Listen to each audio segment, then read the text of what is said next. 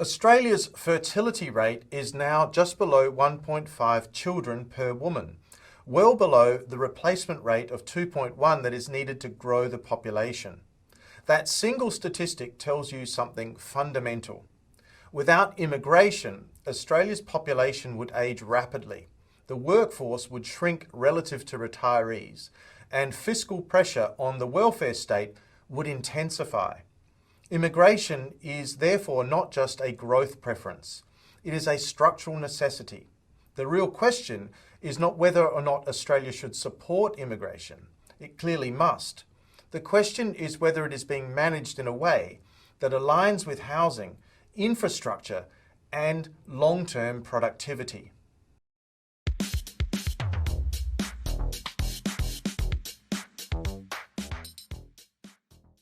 With fertility at just below 1.5, each generation is smaller than the last. That means fewer working-age taxpayers supporting a growing retired population. Australia's welfare state, Medicare, aged care, pensions, and disability services depends on a sufficiently large and productive workforce.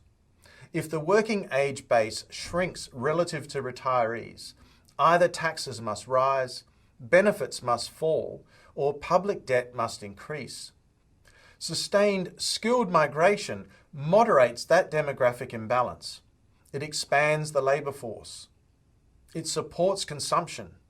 It strengthens the tax base. It slows deterioration of the dependency ratio. In an ageing, developed economy, immigration is one of the few levers available to stabilise the system. Over the past 2 decades, Australia's economic expansion has been built on a combination of resource exports, urban development, and sustained migration. Migration has supported housing demand, services demand, university revenue, and labour market flexibility. Remove migration, and aggregate gross domestic product growth slows sharply. But the goal of immigration is not simply to inflate gross domestic product. It is to maintain economic dynamism while preserving fiscal sustainability in the face of demographic ageing. That case remains very strong today.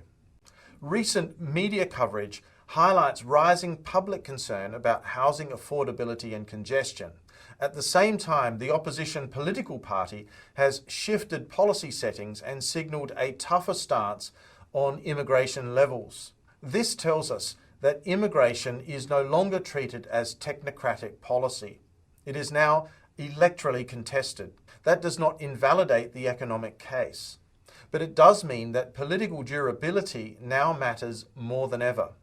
The central pressure point here is housing supply. Planning systems are very slow. Zoning restrictions are tight. Infrastructure takes years to deliver. If migration accelerates while supply lags, rents rise and property prices increase.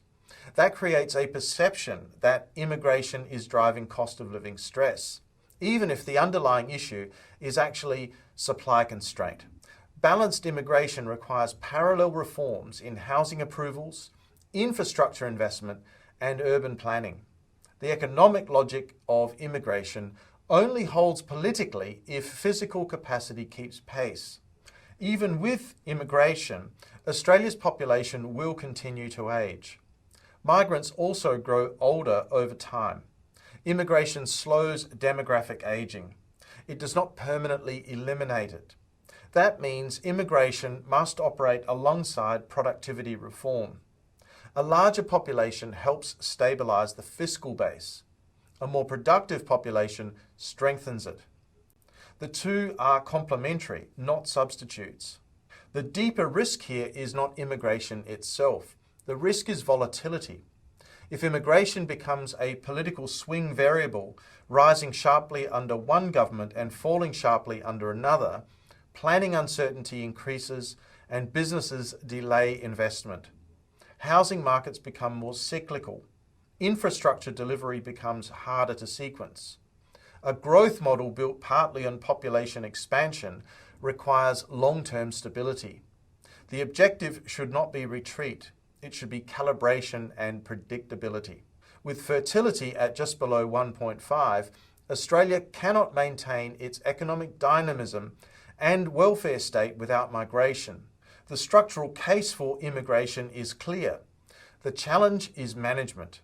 When intake levels align with housing supply, infrastructure capacity and labour market demand, immigration strengthens the country. When population growth outpaces visible capacity, political resistance builds. The debate should not be framed as pro-immigration versus anti-immigration. It should be framed as how to sustain immigration in a way that is economically sound and also politically sustainable. But what do you think about immigration, and particularly as it relates to Australia? Let me know in the comments section below. If you've enjoyed this video, be sure to hit the like button. And if you've not already done so, please subscribe to the channel. And on that note, I'd like to say thank you very much for joining me today. And I look forward to seeing you again soon in the next episode of Climate Mundial. Bye for now.